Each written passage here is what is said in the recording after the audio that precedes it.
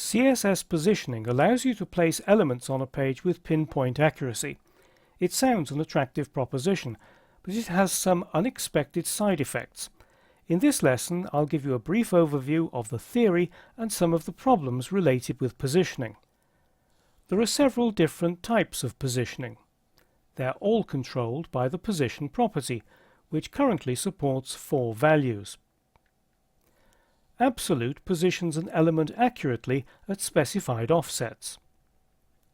Fixed is similar to absolute, except that the offsets are always in relation to the browser viewport. Relative shifts the element relative to its normal position. However, it also plays a vital role in controlling the behavior of absolutely positioned elements. Static disables CSS positioning. The only time you're likely to use it is to override another style rule.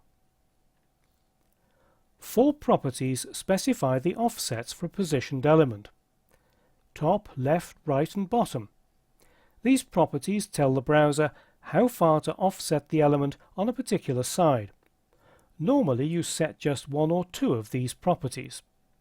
Positioned elements can overlap each other, so you can also set the stacking order with the z-index property. This expects a number. When 2 elements overlap, the one with the higher z-index appears in front of the other. So that's basically all there is to CSS positioning. You set the type of positioning, absolute, fixed or relative. If you want to move the element from its default position, you set 1 or more offsets, and if you want the elements to overlap, you set the z-index. It all sounds so simple, but there's a big catch. Positioned elements are removed from the normal flow of the document, and they occupy an invisible layer in front of the other content. As a result, they don't interact with other elements. You can't flow text around a positioned element or give it a margin, because it's treated completely independently.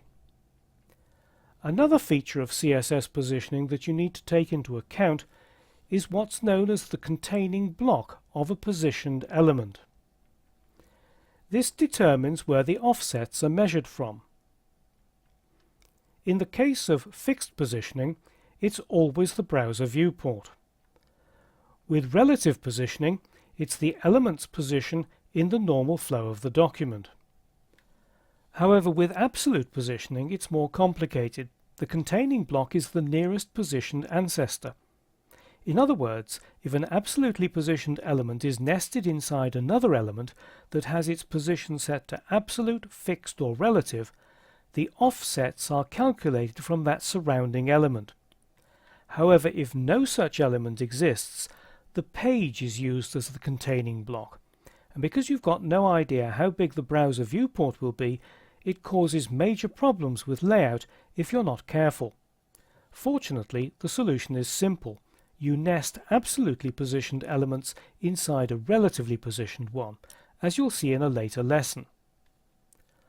Often, the positioned element will be displayed inside its containing block. In this example, the offsets are 100 pixels from the top and 150 pixels from the left. But don't be confused by the expression containing block. It doesn't constrain where the element can be displayed. It's quite common to use negative offsets to move the positioned element outside the containing block, as in this example, where the top offset is minus 500 pixels. The containing block is simply the point from which the offsets are calculated. So that's the theory of CSS positioning. The remaining lessons in this chapter show how it works in practice.